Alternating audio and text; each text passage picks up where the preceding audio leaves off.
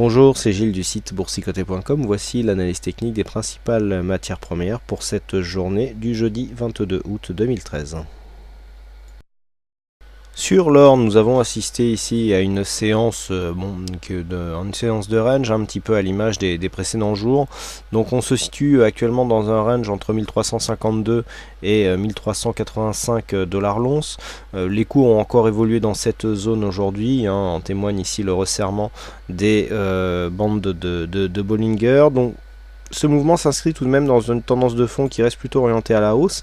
Nous avons ici cette phase qui est bien orientée, avec donc l'inscription d'un nouveau plus haut suite à la cassure ici des 1345, donc nouveau plus haut qui se situe approximativement à 1384-1385 $ le baril. Donc suite à la cassure haussière ici de ce précédent point haut, les cours consolident à l'horizontale, c'est ce que nous indiquent d'ailleurs les oscillateurs, puisqu'après avoir été en surachat et marqué un signal de retournement ici, l'évolution est plutôt neutre et les cours évoluent donc à l'horizontale.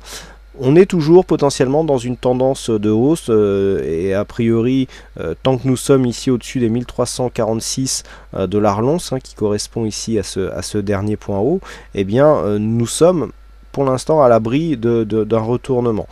Une cassure ici de cette zone pourrait nous donner une invalidation, un début de point d'invalidation de cette phase haussière. Donc une cassure ici de 1382 1383 est attendu, cassure donc qui déboucherait vers un test ici. Alors nous avons la zone psychologique des 1400 $ l'once, mais surtout un test de cette résistance baissière que l'on voit ici. Donc sur une cassure ici de cette zone des 1382, ça serait la tendance moyen terme qui serait testée, car une cassure ici de cette résistance nous donnerait des signaux qui seraient valables sur une vue long terme. Pour l'instant, le mouvement court terme est bien orienté à la hausse.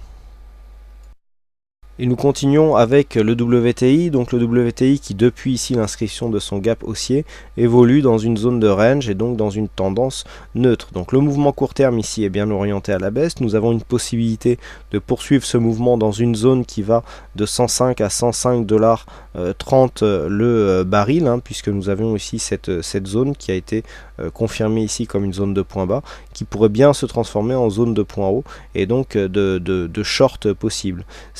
Donc cette tendance ici, ce point short serait validé par une cassure baissière des 103,50 et serait invalidé par un point haut supérieur au précédent point haut significatif qui se situe à 107,95 $. Quoi qu'il en soit, donc la dynamique semble bien interrompue et nous sommes donc au moins dans une phase neutre, voire ici en cas de cassure de cette zone des 102 $ le baril, dans une possible phase de retournement. À noter donc les deux points significatifs à retenir pour essayer de jouer le retournement.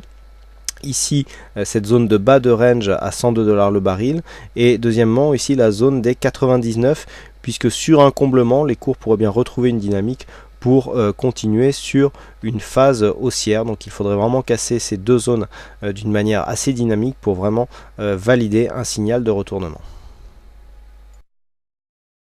Et enfin sur le Brent, pas grand chose de nouveau, suite à la cassure ici de cette zone des 109,12 $, nous sommes dans une zone d'évolution en range, avec ici cette phase d'évolution horizontale sans réelle dynamique qui s'effectue entre cette zone ici à 108,62 et 111 $ le baril, donc des cours qui sont restés ici dans un range très étroit entre 109,50 et 110 $ le baril. Donc je rappelle, sur une cassure haussière de cette zone des 111 $ le baril, nous avons un objectif à 112,46 sur une extension de Fibonacci, et ce tant que la consolidation ne vient pas casser ici cette zone de point bas à 108,62, et puis donc sur une cassure ici de cette zone donc qui correspond à la zone des 38,2, nous avions défini ici une possibilité de test de cette zone 50,61,8 dont le point haut se situe à 107,80 $ le baril. Voilà ce que nous pouvons dire sur cette analyse technique des principales matières premières. Il ne me reste plus qu'à vous souhaiter à toutes et à tous une bonne soirée, bonne chance dans vos prochains trades, et on se retrouve donc dès demain pour d'autres analyses techniques en vidéo.